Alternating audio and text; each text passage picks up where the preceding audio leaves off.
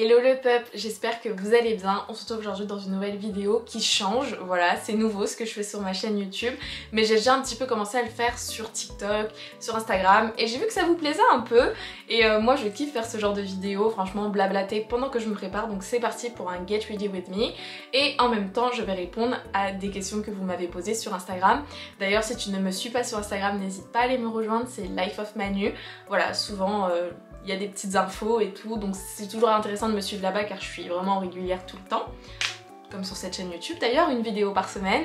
Et voilà, j'ai reçu une trentaine de questions environ, donc on va essayer de répondre à tout ça. Il y en avait certaines qui se ressemblaient, donc on va voir comment on fait.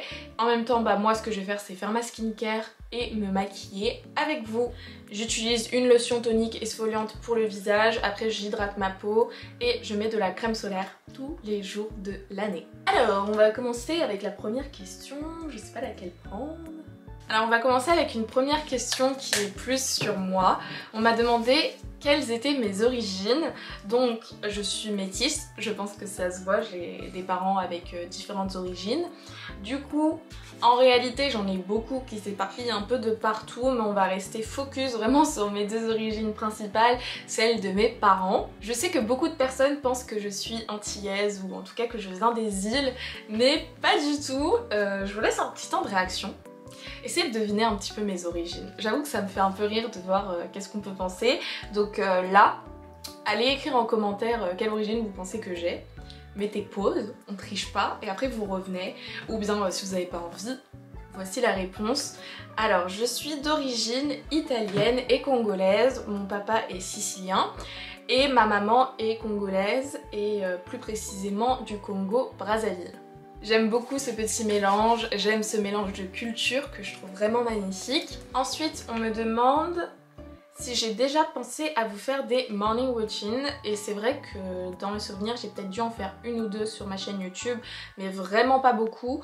Donc franchement, je pense que c'est une très bonne idée. Je vais la noter et je vais vous réaliser ma morning routine. Bah, du coup, là, ça sera celle de l'été.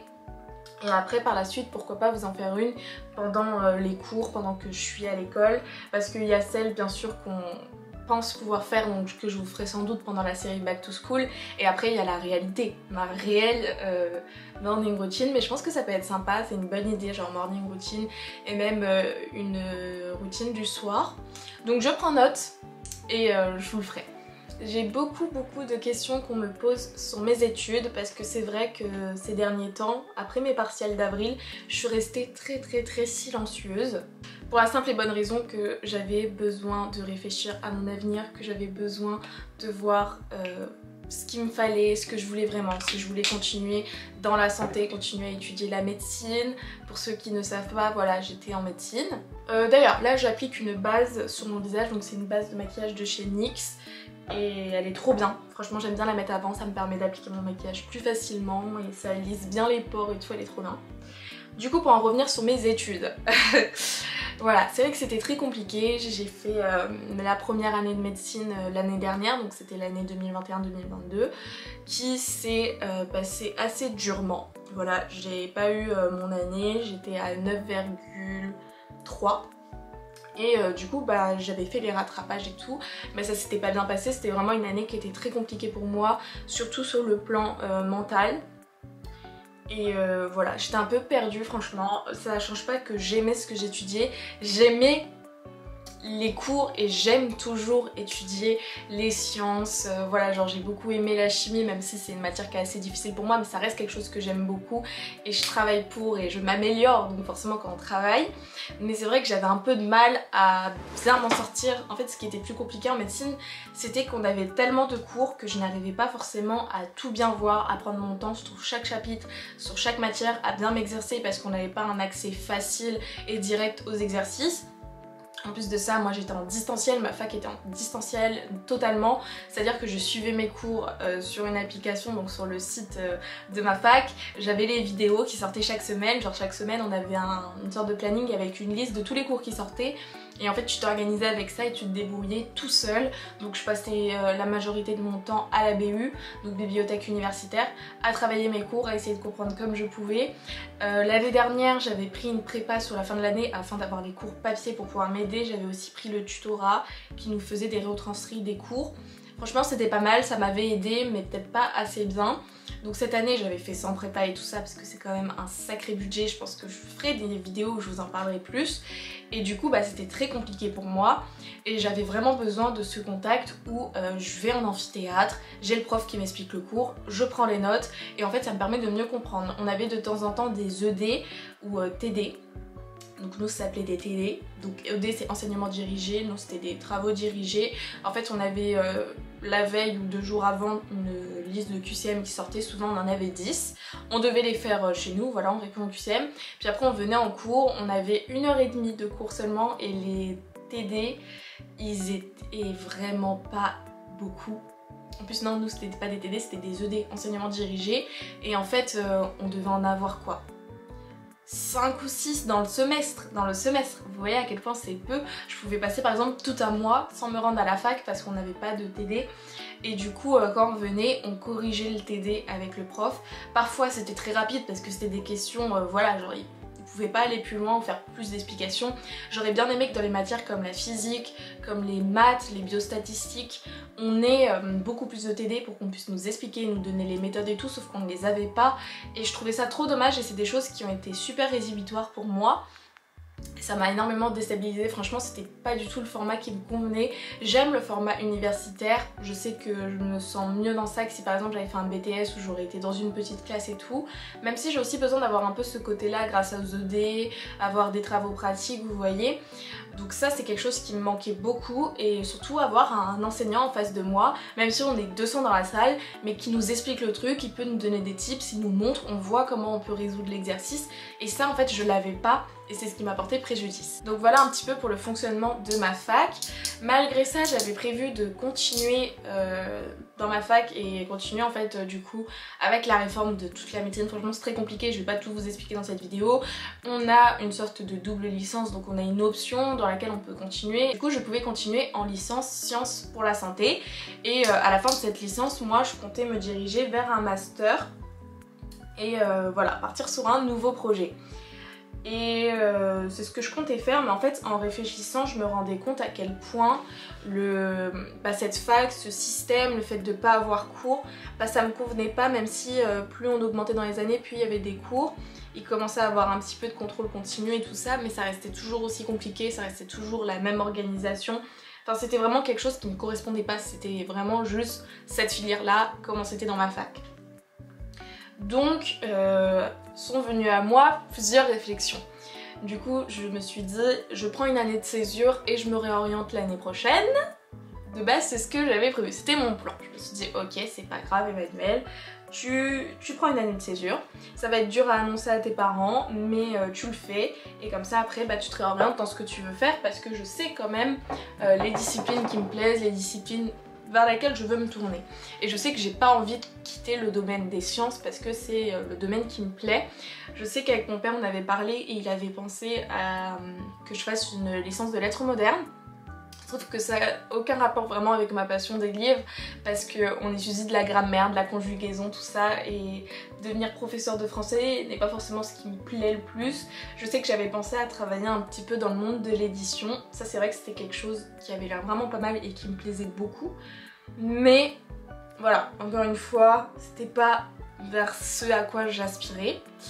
Et du coup j'avais parlé d'années de césure et tout ça, je vous cache pas que c'est très mal passé, enfin j'en avais parlé qu'à mon père et c'était très compliqué, franchement j'ai pas eu forcément de gros soutien, mais c'est vrai que ça fait peur et que ça inquiète et forcément hein, je peux comprendre qu'on se dise attends t'as perdu 2 ans là et tu vas encore perdre une année. Donc je peux comprendre l'inquiétude et j'avoue que c'était une crainte que j'avais également. J'ai donc décidé de prendre rendez-vous avec la conseillère d'orientation de mon université et enfin de mon ancienne université parce que d'ailleurs là il faut que je les appelle pour leur dire allô, c'est fini, je ne reviens pas l'année prochaine, je ne me réinscris pas. Je suis allée la voir et elle m'a beaucoup conseillé, elle m'a beaucoup parlé, elle m'a dit d'essayer d'explorer de nouveaux horizons et c'est vraiment des choses qui m'ont parlé. Alors il faut savoir que moi je suis chrétienne et que j'ai mis tout ça en prière et que j'ai vraiment essayé de voir vers où je devais me diriger, ce que je devais faire. Et j'ai eu les réponses que j'attendais, bien sûr. Et voilà, ce rendez-vous m'a ouvert les yeux et m'a parlé vers quoi je voulais aller. Elle m'a parlé des phases d'admission complémentaires sur Parcoursup. Donc en fait j'avais même pas envisagé ça parce que je m'étais pas réinscrite sur Parcoursup cette année. L'année dernière je l'avais fait, j'avais été prise dans une école d'infirmière de ma fac. Mais finalement je me suis rendu compte que les études d'infirmière c'était vraiment pas du tout ce qui m'attirait, mais vraiment pas. Et du coup... même si j'avoue que c'est beau, c'est un métier qui est trop beau et c'est un métier que je trouve cool, mais je pense pas que j'aurai le mental et le physique pour tenir. Parce que c'est vraiment quelque chose de... c'est des études qui sont très difficiles quand même. J'ai mis mes vœux et le lendemain, j'ai été acceptée dans la licence que je voulais, celle qui me correspondait le mieux, mais qui est plus loin de chez moi parce que j'en avais mis qui était proche de chez moi, mais avec des sortes de doubles trucs, genre avec du chinois, du nanana. Vous voyez, c'est un peu le reste, là où il peut encore avoir des places. Et j'étais en mode non, j'ai pas non plus envie d'étudier le chinois, même si à côté il y a la matière que je veux. Du coup, toutes ces longues explications pour en venir au fait, l'année prochaine je rentre en licence, donc c'est une licence portail, chimie, sciences de la vie. Voilà, je suis trop contente et du coup en fait au premier semestre je ferai de la chimie, de la science de la vie. Je pense que je vous parlerai bien de mes études plus l'année prochaine quand je rentrerai dedans et pour tout vous expliquer. Donc là ça va être le retour des cours en présentiel, à l'amphithéâtre, d'avoir des enseignements dirigés. Je pourrais me faire des amis parce qu'il faut savoir que je m'étais fait très peu d'amis pendant ces 2 années de fac parce que bah, on n'a pas de cours, on se voit pas et forcément c'était très compliqué. Les seuls amis que je m'étais fait c'était ceux que j'avais vus à la pré-rentrée organisée par le tutorat parce qu'on était très peu. Donc voilà, donc je rentre en licence chimie, sciences de la vie, donc c'est un portail. Donc au premier semestre on fait ça et au deuxième semestre on choisit une seule spécialisation pour par la suite rentrer en deuxième année soit de licence chimie, soit de licence sciences de la vie et après on peut prendre des options, sciences de la vie, de la terre et tout ça. Moi ce qui m'intéresse c'est sciences de la vie, du coup bah voilà. J'aimerais bien continuer en licence sciences de la vie pour pouvoir terminer la licence et faire un master par la suite pour pouvoir devenir enseignante. Voilà, je suis trop contente d'avoir trouvé ce que je voulais réellement et parce que même quand j'étudiais la médecine je voulais enseigner, je voulais passer ce cap de me dire j'aimerais trop enseigner la santé ou la psychologie ou je sais pas à la fac ou en lycée et du coup bah voilà. J'aimerais devenir enseignante et plus précisément professeure de SVT. Donc voilà, je suis très contente d'avoir enfin pu trouver ce qu'il me fallait et c'était très compliqué. Dans tous les cas, je pense que vous verrez cette vidéo après parce que j'ai déjà été acceptée mais il faut que je valide, l'inscription administrative et tout. Donc ça, normalement, je m'en occupe dans 4-5 jours. Ensuite, il faut s'occuper des logements, des patatis, des patatas et tout ça, on en reparlera plus tard. J'ai beaucoup parlé pour cette question, mais il y avait beaucoup de choses à dire. Ensuite, on m'a demandé comment réussir à réviser ces rattrapages. Franchement, les rattrapages, je suis pas la boss dans ça, mais alors là, vraiment pas. Là, je vais appliquer mon fond de teint, donc c'est un fond de teint de chez NYX, c'est le Can't Stop. Il est trop bien et je vais l'utiliser avec un pinceau à fond de teint qui vient de chez NYX aussi, NYX professionnel, et il est trop bien. Du coup, pour les rattrapages, moi je les ai pas réussi et mes rattrapages de cette année, je n'y suis pas allée, tout simplement parce que je me réoriente. Mais du coup, je pense que lorsque vous voyez que ça s'est pas bien passé au semestre 1 et que vous avez plus de chances de faire des rattrapages, je vous conseille de réviser déjà les matières que vous n'avez pas validées, même pendant votre semestre 2, parce qu'en fait, on n'a que 1 mois des fois pour réviser les rattrapages, et c'est trop court. C'est trop court pour réviser tout un semestre, et imaginons que vous avez par exemple qu'une matière à rattraper, ça peut le faire, mais si vous en avez plusieurs, c'est trop compliqué. C'est trop compliqué et en 1 mois vous allez être débordé et vous allez avoir vraiment beaucoup de mal. Donc moi ce que je vous recommande c'est vraiment vous y prendre en avance, être réaliste. Par exemple si vous avez 8 ou 7 ou même 9 au semestre 1 et qu'il y a des matières que vous n'avez pas validées, pas vous dire non mais je vais avoir 18 ou 14 ou 12 au semestre 2 et ça va compenser. Soyez réaliste. ce que vous faites, c'est que vous commencez déjà à réviser, à prendre de l'avance et bosser tous vos points faibles, refaire tous les exercices, surtout faire des exercices avant de vous amuser à relire vos cours, ça sert à rien. Exercez-vous, entraînez-vous, préparez-vous au maximum pour les rattrapages et voilà, je pense que c'est le meilleur conseil que je pourrais vous donner. On m'a également demandé si je pouvais faire une vidéo plus axée sur mes études, les jobs étudiants et l'organisation. Avec plaisir, je vais vous préparer ça pour ma série Back to School, je garde l'idée, je mets même un petit cœur sur la question. Et je vous le fais. Parlons un peu plus de lecture. On m'a demandé comment a commencé ma passion pour la lecture. Alors déjà, ça a commencé en mars 2020 et je dirais même un peu avant, c'était à ma première. Quand j'étais en première, j'avais une prof de français que j'avais eue en seconde qui est très investie et que j'apprécie beaucoup. Donc peut-être regarde aussi mon contenu, je sais, sur Instagram, mais sur YouTube, je ne sais pas si elle passe par là, elle se reconnaîtra. Et en fait, elle nous proposait des lectures cursives qui me plaisaient énormément, donc bien sûr en lien avec les parcours et tout ça, mais c'était vraiment très intéressant. Et en fait, j'ai commencé à avoir ce côté de la lecture, c'est pas chiant, c'est pas que lire des livres qui m'intéressent pas forcément.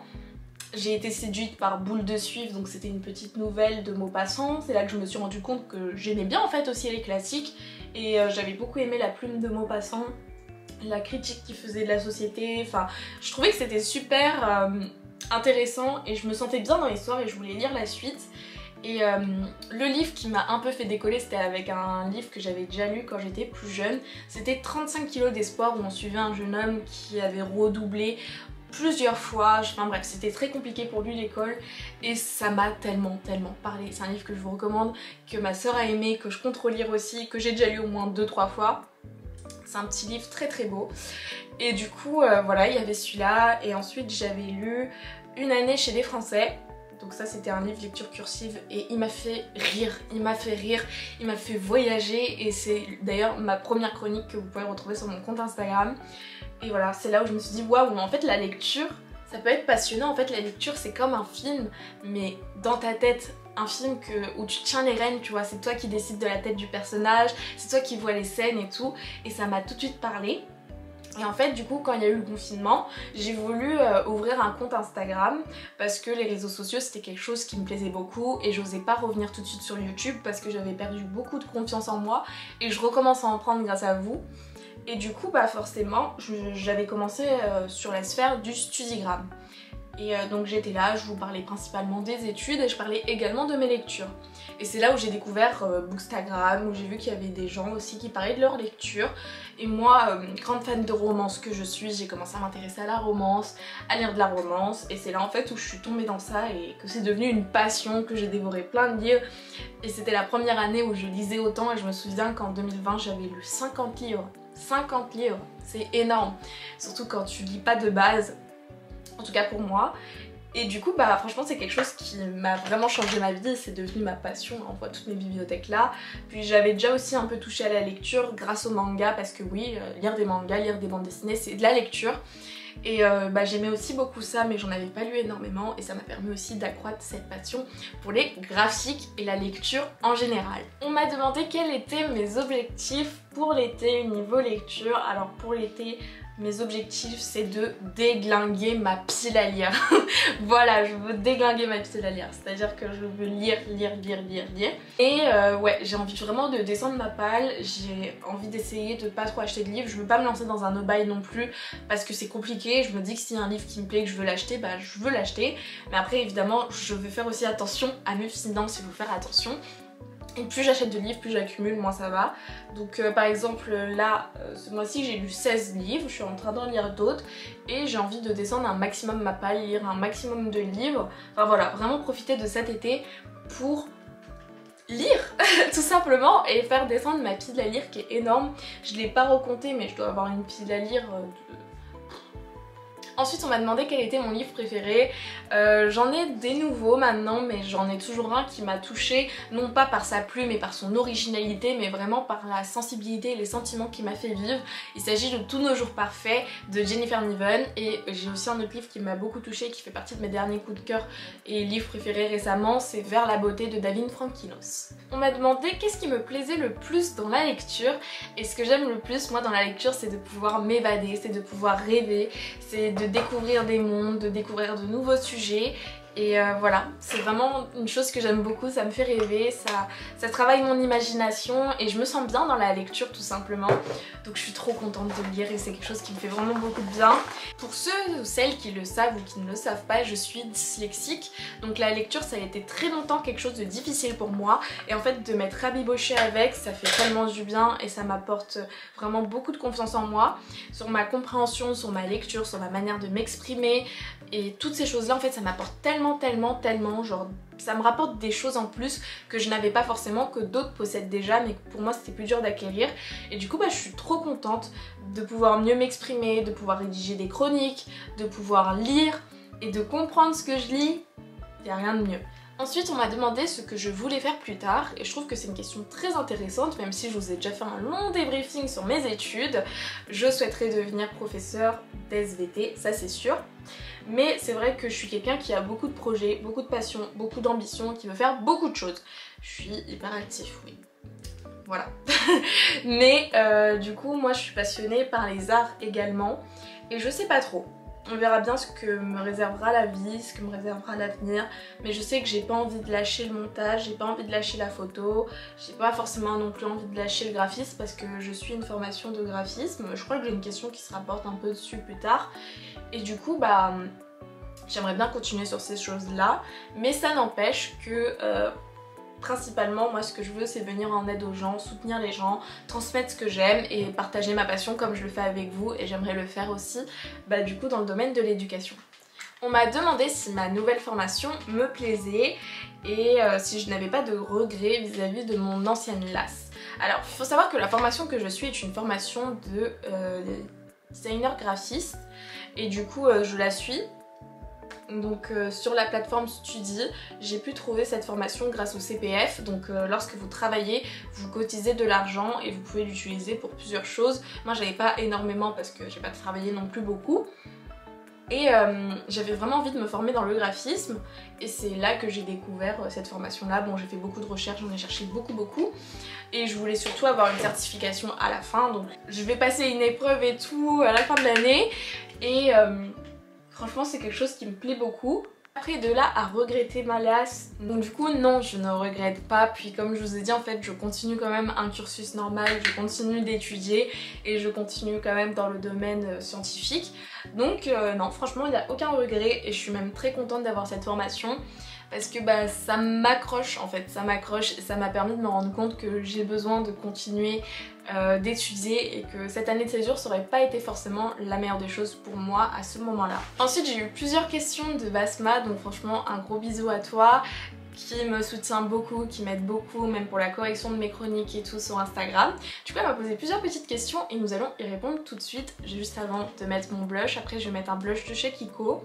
Alors, elle m'a demandé depuis quand j'étais avec mon copain et comment nous nous sommes rencontrés. Voilà, c'est des questions un peu plus personnelles, c'est vrai que je parle moins de mon perso ici. Alors, pour mon copain... Je vous en parle un peu, c'est vrai que je vous le montre un peu sans forcément montrer son visage parce que je préfère quand même attendre que les choses évoluent et voilà, pas le montrer tout de suite. Je pense que c'est quand même bien de garder un petit peu d'intimité. Du coup mon copain je le connais depuis toujours, on se connaît depuis qu'on est en maternelle. Voilà, c'était mon meilleur ami quand j'avais 3 ans et on est resté meilleurs amis tout le long de la maternelle et tout le long de la primaire. Après bien sûr on était un petit peu amoureux en primaire, c'était les petites amourettes, voilà. On était ensemble en CM2 donc bon c'était assez mignon, franchement c'était les trucs du départ. Et en fait on avait deux passions distinctes, lui c'était le sport et moi c'était la musique. Du coup je suis partie dans un collège où on pouvait faire de la musique et lui dans un collège où il pouvait faire du sport. Et du coup on a continué sur nos passions et on s'est séparés et perdus de vue parce que bah voilà, on était petits, on était jeunes et il n'y avait pas tous les réseaux sociaux, tous les trucs pour rester en contact. Malgré ça, monsieur a réussi à retrouver mon numéro de téléphone et du coup il m'a contacté et on a repris notre relation de meilleure amie, on a continué à parler et en fait on parlait beaucoup. En fait, je me suis rendu compte que moi de mon côté j'avais toujours des sentiments pour lui, que parler avec lui me réconfortait sur ce que j'attendais en fait d'une relation et de quelqu'un. Mais voilà. Et ensuite on discutait, on était en mode purée, ça serait dingue si jamais au lycée, parce que du coup on allait se retrouver au lycée, si au lycée nous étions dans la même classe. Faut savoir que dans notre lycée il y avait 9 classes de seconde, ok, et elles étaient blindées, on était 35 dans les classes. Et bah vous savez quoi, on s'est retrouvés dans la même classe en seconde. C'est dingue, franchement c'est dingue. Et du coup au début on n'était pas ensemble et tout, et on était restés meilleurs amis. Puis par la suite on a commencé à se rapprocher. Et quand on s'est avoué qu'on se plaisait encore mutuellement, et on a tout simplement décidé de se mettre ensemble. Enfin, c'est un peu plus moi qui ai poussé les choses, je l'avoue. Mais donc voilà, et du coup on est sortis ensemble en 2017, donc en octobre 2017. Et puis voilà, depuis c'était le parfait amour. Ensuite évidemment on grandit, on avance, il y a des choses plus compliquées qui arrivent. D'ailleurs là je suis en train de me mettre de l'highlighter, j'aime trop l'highlighter. Il y a des épreuves, il y a des choses, on change, on grandit. On a vécu aussi des périodes assez compliquées, mais on a su se remettre et avancer, aller de l'avant. Et là on est toujours ensemble, ça va bientôt faire 6 ans que nous sommes ensemble. Du coup là ça fait 5 ans et 8 ou 9 mois, quelque chose comme ça. Donc voilà. Ensuite, elle m'a demandé quelle étude je souhaiterais poursuivre l'an prochain. Donc ça, je vous en ai déjà parlé au début de la vidéo. Je souhaiterais continuer en licence portail chimie sciences de la vie pour pouvoir continuer en licence sciences de la vie. Et ensuite, pour l'autre question, c'est aussi une question que j'ai bien répondu au début de la vidéo. Pourquoi est-ce que ça n'a pas marché avec la santé selon moi? Je vous ai expliqué. Et elle m'a demandé si je comptais lire en anglais, et je trouve que c'est une très bonne question. Et la réponse est oui, je veux vraiment m'améliorer dans les langues. J'aimerais vraiment pouvoir travailler un maximum l'anglais et l'espagnol. Déjà l'année prochaine je vais avoir de l'anglais, j'en avais aussi au semestre 1 mais pas au semestre 2. Et faut savoir que moi j'ai beaucoup de mal en anglais dû à ma dyslexie, mais j'arrive tout de même à faire de mon mieux et à m'avancer, et j'ai beaucoup travaillé et je continue de travailler dessus. Donc ouais, je lis déjà avec des graphiques, donc Heartstopper, et j'aimerais bien lire d'autres livres en anglais, j'en ai dans mes bibliothèques. Donc voilà, on m'a demandé comment est-ce que j'arrivais à organiser ma vie avec mes études, le job et mes activités perso. Ça, je pense que je vous ferai une vidéo plus complète sur l'organisation, mais c'est vrai que je suis quelqu'un qui est accro à l'organisation. Je m'organise tout le temps, je sais m'organiser, j'ai des to-do list, même là aujourd'hui j'ai une to-do list. Et c'est juste que l'organisation pour moi, c'est quelque chose d'important et que j'arrive à faire, à m'organiser sur toutes ces choses. Et je pense que ce sera un peu compliqué de vous expliquer ça juste là dans cette vidéo. Déjà que c'est une longue vidéo Get Ready With Me, mais j'espère que vous kiffez autant que moi. Mais du coup je vous en parlerai vraiment dans une vidéo organisation pour bien vous expliquer comment j'arrive à tout gérer. Parfois bien sûr on a un peu de mal, mais généralement j'arrive à m'en sortir. Prochaine question, comment réussir sur BookTok et sur Booksta? Déjà, qu'est-ce que veut dire réussir sur Bookstock et Booksta pour vous? C'est avoir une grosse communauté, donc juste réussir à faire ce que vous aimez. Enfin voilà, je pense que c'est vraiment propre à chacun et qu'il y a un peu un mélange de tout ça. Ma glu à sourcils pour pouvoir brosser mes sourcils qui soient tout beaux. Et après je vais mettre mon mascara. Là j'ai mis mon petit fixateur, donc c'est celui de chez Sephora. Et après j'aurais fini. J'aurais bien aimé faire mes paupières et tout, mais en fait je pense que ça va pas être forcément nécessaire. Je pense que c'est déjà bien. Du coup, comme je vous disais, il faut déjà savoir définir qu'est-ce que ça veut dire pour vous. Personnellement, pour BookTok, moi j'ai encore beaucoup de mal. Je suis en train de réussir à faire ma place au fur et à mesure. Je pense que ce qui prime, c'est vraiment la régularité, l'originalité, apporter une touche de vous. Et j'ai découvert il y a pas longtemps que c'était super important qu'on apprenne à vous connaître en fait. C'est vrai que moi personnellement parfois je montrais pas mes petits côtés de folie, j'étais très dans le sujet que je vous faisais et j'allais pas plus loin, et j'arrivais plus à me lâcher par exemple sur Instagram, mais j'ai envie de vous montrer vraiment plus d'aspects de moi-même pour que vous puissiez en fait me connaître. Et je pense que c'est important aussi de s'attacher à la personnalité de celle ou celui qu'on regarde, et de pouvoir se dire ok, j'aime bien le contenu de cette personne, mais au-delà de ça, tout le monde produit du bon contenu, tout tout le monde fait des choses plutôt cool et attrayantes. Et je pense que ce qui prime aussi, c'est vraiment la personnalité. Moi je sais que par exemple j'aime beaucoup Nina Quill, j'aime son contenu, mais j'aime par-dessus tout sa personnalité et la manière dont elle nous parle des livres, la manière dont elle est elle-même, et c'est vraiment des choses qui me plaisent et qui font que je suis là, vous voyez. Donc je pense que toutes ces choses-là ont leur importance, donc ne les négligez pas, essayez de rester vous-même, d'apporter votre touche. Et je pense que ça peut déjà beaucoup aider. En même temps elle m'a demandé aussi sur Booksta. Et du coup pour Booksta je pense que c'est aussi la régularité des posts, les réels, parce que les réels comptent beaucoup, ils sont aussi très importants, et surtout les stories, ne négligez pas les stories, essayez d'être régulier dans vos stories parce que c'est là aussi où on touche le plus de personnes. Moi quand je regarde mes ratios, il y a plus de personnes qui voient mes stories que de personnes qui vont aller liker mes posts ou les commenter, donc les stories elles sont super importantes. Et comme d'habitude, faites ce que vous aimez, partagez ce que vous aimez et restez vous-même. Quel est mon genre de lecture préféré? Alors, il y a quelques années je vous aurais dit la romance, mais je pense que la romance fait toujours partie de mes genres préférés, j'en ai plusieurs, mais je suis vraiment... j'aime beaucoup de genres. Au tout début, ce qui m'a mis aussi quand j'étais plus jeune, qui me faisait lire quelques livres, c'était les thrillers. Donc voilà, j'aimais beaucoup les petits thrillers. Après je lisais des thrillers pour enfants et tout, pas très... voilà. Donc bon, ça j'aime beaucoup. Et c'est vrai que je me suis pas remise au thriller depuis que j'ai repris la lecture. J'en ai un là dans ma palle, mais c'est tout, j'en ai qu'un seul. Mais sinon je pense que ce serait vraiment la dystopie et le fantastique et la fantasy. Et plus particulièrement la romantasy. Donc franchement les mondes fantastiques, fantasy avec de la romance, ça me séduit. On m'a demandé depuis combien de temps j'étais chrétienne, donc faut savoir que oui, ma famille est chrétienne mais pas vraiment dans les pratiques, donc je ne pourrais pas forcément dire chrétienne, mis à part du côté de ma mère. Et du coup ça fait que j'avais pas vraiment non plus une éducation chrétienne, on n'allait pas à l'église le dimanche, on me parlait pas plus de Dieu que ça. Et du coup en fait j'ai vraiment trouvé Dieu toute seule, et grâce à mon entourage, grâce à une amie aussi en particulier et à mon copain. Et du coup j'ai commencé à aller à l'église et à trouver Dieu, donc je suis devenue chrétienne en 2019. Donc là nous sommes en 2023. Voilà, ça fait 4 ans que je suis chrétienne et que je suis super heureuse. Franchement vraiment très heureuse. Et dernière question qui reste en lien avec ma foi, on m'a demandé comment est-ce que je faisais pour pouvoir étudier la Bible.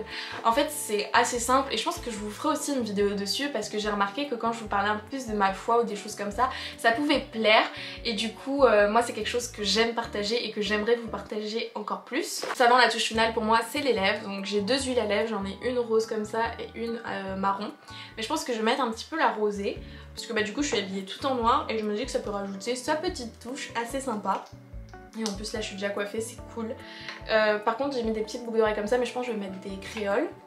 Mais du coup comment j'étudie la Bible? Déjà j'essaye de me mettre dans une atmosphère sans distraction, c'est-à-dire le téléphone en mode ne pas déranger. Je me mets du worship instrumental sur YouTube, vous pouvez trouver ça partout. Et je prends ma Bible, je prie avant de commencer à la lire. Et puis je lis ma Bible, je surligne, je stabilote, je note les choses qui me parlent. Et ensuite je prie. Et j'ai maintenant un carnet de prière que Pauline m'a offert. Et du coup maintenant, juste après avoir étudié la Bible, j'écris ma prière dans mon carnet de prière, puis après je continue tout de même de prier pour rajouter plus de choses et laisser mon cœur parler en fait. Et puis voilà. Sinon parfois j'aime bien étudier des chapitres. Là actuellement je suis en train de lire Matthieu, donc voilà, vraiment je prends mon temps, j'essaye de tout comprendre. Quand il y a des mots que je connais pas, j'essaye d'aller regarder dans le dictionnaire. Et puis voilà. Dans tous les cas, ça on en parlera plus. Voilà mon make-up, j'espère que ça vous plaît. Moi en tout cas je suis très contente et ça me convient énormément, j'aime beaucoup, je trouve que c'est très très joli. Après j'irai voir ça dans la lumière de ma salle de bain. J'espère que ma vidéo du coup vous aura plu, que ça vous a plu, qu'on se prépare ensemble. En tout cas moi j'aime trop ce genre de vidéo et je pense que je vous en ferai d'autres. Et surtout répondre à toutes les questions, j'ai vraiment essayé de répondre à toutes les questions, donc il y a une grande possibilité que la vidéo soit assez longue, mais j'espère que ça vous plaira. J'essaierai de faire un découpage pour que vous puissiez regarder ce qui vous plaît. Dans tous les cas vous l'aurez vu au début de la vidéo. Et sinon, mis à part ça, je me suis rendu compte que grâce à cette vidéo, j'ai plein de vidéos à vous préparer. Au moins vous m'avez donné plein d'idées, je trouve ça trop cool. Et moi je vous fais des gros bisous et on se dit à très bientôt dans une prochaine vidéo. Bye bye!